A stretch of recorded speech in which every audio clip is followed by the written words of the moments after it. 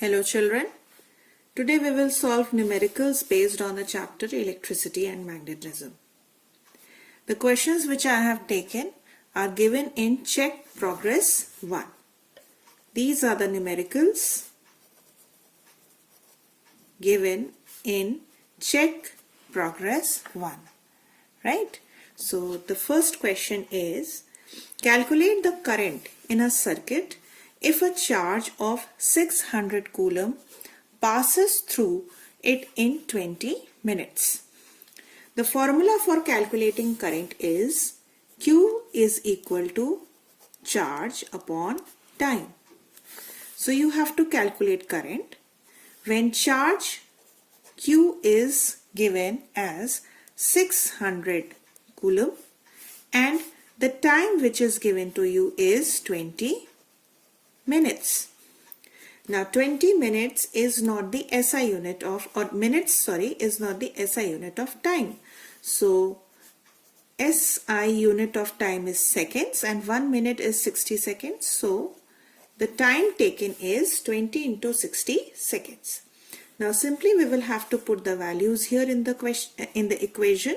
So it becomes 600 upon 20 into 60. 0 and 0 get cancelled out and you are left with 1 upon 2. The numerical value of current flowing is 1 upon 2. SI unit of current is ampere because the rest of the units of charge and time are in SI. Therefore, the current unit is ampere. We should always write the answer in decimal whenever we have some fraction here.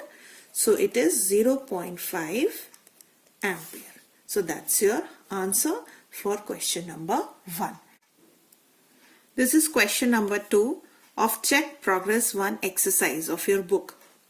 The question is, the current of 80 microampere flows in a filament of an X-ray tube. How many electrons are crossing a cross-section of filament per second? Given that charge on an electron is 1.6 into 10 to the power minus 19 coulomb. Here we have ignored the negative sign given for charge on an electron. So the current formula that we know is I is equal to charge upon time, and charge is equal to NE, where N is the number of charges or electrons flowing and E is the charge on one electron. So if I put the value of Q is equal to NE in this equation, then the current equation becomes NE upon T. So now we will simply put all the values given over here. One thing you should remember, that the value of current which is mentioned is, which is given is 80 microampere. So it is actually equal to 80 into 10 to the power minus 6 ampere. Ampere is the SI unit and that is the correct way of expressing current in SI units. So let us now put all the values. E is already given here, 1.6 into 10 to the power minus 19 coulomb. Time is 1 second because they are asking you to find out number of electrons flowing through the cross section per second. So time is 1 second and charge on an electron is 1.6 into 10 to the power minus 19 coulomb. So on substituting these values in the equation, we get 80 into 10 to the power minus 6 equals to N is to be found, it is unknown, multiplied by 1.6 into 10 to the power minus 19 divided by 1. This is in ampere, this is in coulomb and this is in seconds, right? So keeping the unknown term on one side and rest of the known terms on the other side. So we may write N is equal to 80 into 10 to the power minus 6 ampere upon into 1 second, right, upon 1.6 into 10 to the power minus 19 coulomb. Okay, so we will have here now on solving the 10 to the power minus 6 and 10 to the power minus 19 in the denominator, as well as solving these numbers 80 upon 1.6, we will get 0.5 into 10 to the power 15 electrons. Now 0.5 number of electrons cannot be expressed in terms of decimals, right? So what we will do, we'll just remove the decimal from here and it becomes 5 into 10 to the power 14, and that's our answer. Let us now move on to question number 3. Question number 3 is that find the electric potential at a point if 0.002 joule work is to be done to bring a 40 microcoulomb charge from infinity to that point. So the formula for calculating electric potential is V equals to W upon Q. And these two values are given in the question. W is 0.002 joule. It is already expressed in SI, and Q is equal to 40 microcoulomb. So 40 microcoulomb becomes 40 into 10 to the power minus 6 coulomb. Let me now put the values here in the equation, children. So V, electric potential, V is the electric potential here. So V is equal to 0.002 joule divided by 40 into 10 to the power minus 6 coulomb. Now on removing the decimal here, it becomes 10 to the power 3 in the denominator. Now on further solving the question, we will get 1.2 into 10 to the power 2 joule per coulomb. Why? Because the numerator is in joule and the denominator has coulomb. So 1 upon 2 is not the correct way of writing the answer. 1 upon 2 is 0.5. So it is actually the electric potential then becomes 0.5 into 10 to the power 2 joule per coulomb. Again, let us simplify this number. So this becomes, on removing the decimal, and then this number becomes 50 joule per coulomb. 1 joule per coulomb is actually equal to 1 volt. Volt is the SI unit of electric potential. So we may write this as 50 volt, and that's our answer. This is question number 4. The question is, in transferring a charge of 3.2 coulomb across a given resistor, 19.2 joule of work is required to be done. What is the potential difference between the two ends of the resistor?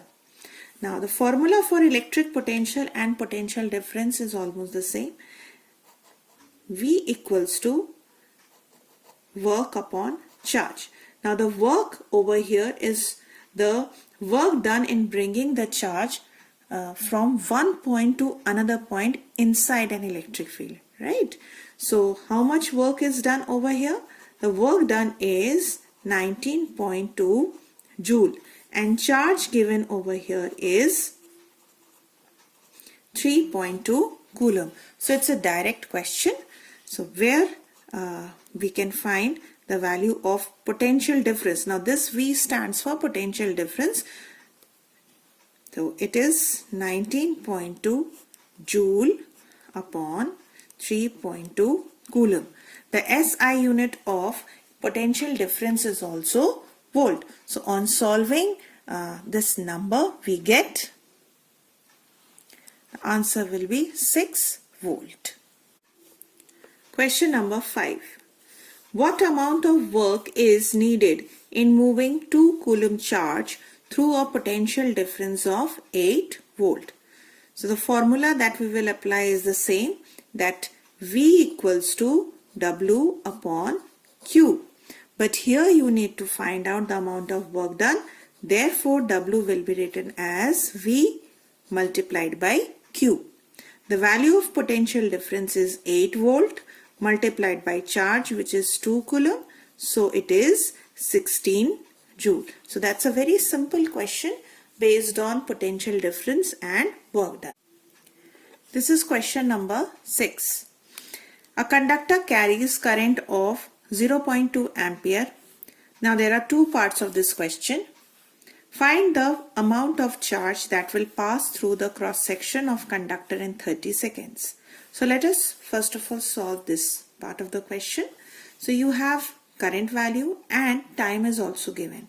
And you have to find out the amount of charge that is passing through the conductor during this time. So the formula is actually I equals to Q upon T, and therefore Q equals to IT. So on putting the values here, we get 0.2 into 30 as charge is equal to 6 coulomb. So that is the first part of the question. The second part of the question is that how many electrons will flow in this time interval if the charge on one electron is this much. So we know very well that charge is equal to number of electrons multiplied by charge on one electron, and we have to find out the number of electron, that is n. So n equals to Q upon E. On substituting the value, we get the number of electrons as 3.75 into 10 to the power 19 electrons. Note down all the answers of these questions in your notebook. After doing all the 6 numericals in your notebook, you will then solve this question. This is a question based on the circuit diagrams. The question has 3 parts. First of all, you have to complete the circuit given below, which is this, by inserting the terminals A and C and ammeter. That means you have to place an ammeter, and for this you should know the symbol of the ammeter. That is the first part of the question. Second part says that in the diagram, mark the polarity. Polarity means the positive and the negative sign at the terminals of the ammeter and indicate clearly the direction of flow of current in the circuit. Now, when the circuit is complete. Now the direction of flow of current, which current we generally mark in the circuit diagrams, this you should know, right? Whether we mark the direction of conventional current or we mark the direction of flow of electrons. This you should know clearly. So you have to mark the direction of flow of current. Now this is for you to decide, right? And the third part is name and state the purpose of RH. This is some device which is fitted here.